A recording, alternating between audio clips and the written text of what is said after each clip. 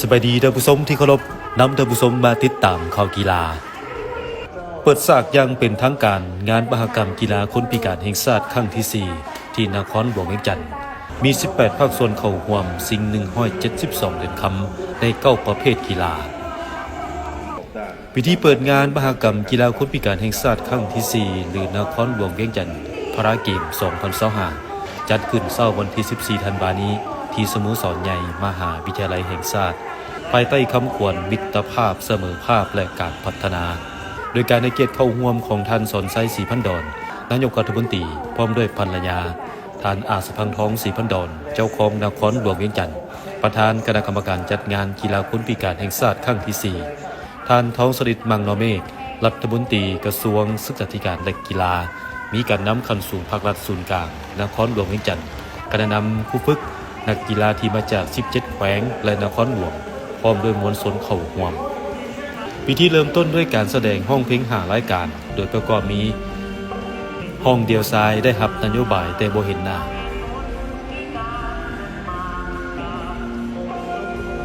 ห้องคูยิงซ้ายสู่ด้วยหัวใจ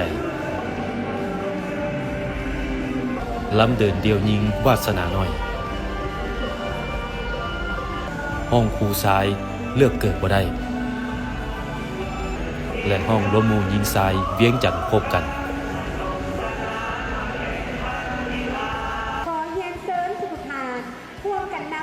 จากนั้นเข้าสู่การเดินสวนสนามก้อนกำลังต่างๆเริ่มต้นด้วยป้ายสมเสยงานมหกรรมกีฬาคนพิการแห่งชาติครั้งที่ 4 หรือนครหลวงเวียงจันทร์พาราเกม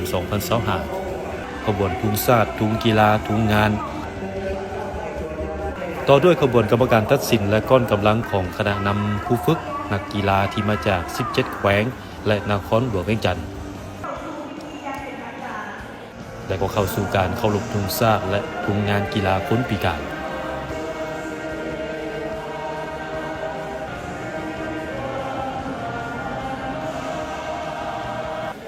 หลังจากนั้นท่านอาสพังทองศรีพันดอนเจ้าของนครหลวงเวียงจันทร์ประธานจัดงานได้รายงานสภาพการใกล้เคียงครบพร้อมจุดประสงค์ความหมายความสำคัญของการจัดงานซึ่งจัดขึ้นในทุกๆ 3 ปีภายหลังสิ้นสุดการจัดงานมหกรรมกีฬาแห่งชาติแต่ละครั้งเพื่อส่งเสริมสิทธิความเท่าเทียมของคนพิการและบ่พิการในการประกอบส่วนเข้าขบวนการเคลื่อนไหวกีฬากายกรรมเพื่อสุขภาพและมิตรภาพของมนุษย์พวกเขาในสาเหตุให้สุขภาพของทุกคนแข็งแรงได้ความทรงจำที่ดีได้ไมตรีจิตมิตรภาพแบบสหายไอ้น้องเพื่อนร่วมชาติเดียวกันสำคัญแม่นเฮ็ดให้คนในสังคมรับรู้บทบาทความสามารถของคนพิการอยู่ในเวทีสากลประกอบส่วนที่สำคัญเข้าในการสร้างสรรค์พัฒนาประเทศชาตินอกจากนี้การจัดงานกีฬาคนพิการแห่งชาติยังเป็นการคัดเลือกเอานักกีฬาที่มีพรสวรรค์สร้างเป็นนักกีฬาทีมชาติส่งเข้าร่วมแข่งขันระดับต่างๆอยู่ต่างประเทศโดยเฉพาะงานอาเซียนพาราเกมครั้งที่ 13 ที่ประเทศไทยในเดือนมังกร 2026 ที่จะมาถึงนี้จากนั้นท่านสอนไซศรีพันดอนนายกรัฐมนตรีได้ต่างหน้าขันน้ำภาครัฐและคณะกรรมการจัดการแข่งขันกล่าวเปิดงานอย่างเป็นทางการในโอกาสแห่งสง่าราศีและในเดือนงานดีแล้ว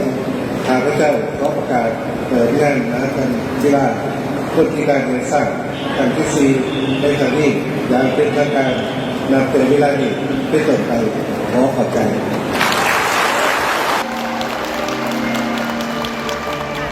ต่อมาการนำโทนไฟศักดิ์สิทธิ์จูบสะอางโทนไฟใหญ่โดยเท้าบุญเพชรเทพธิดานักกีฬาแลนคนพิการทีมชาติลาว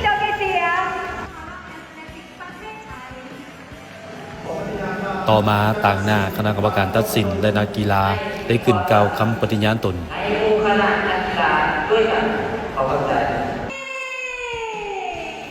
หลังจากนั้นเข้าสู่การแสดงศิลปะวัฒนธรรมประกอบมีบทฟ้อน3รายการคือข้าวเหนียวเสียงแคนเสน่ห์เมืองลาวสามัคคีมีพลังและความหวัง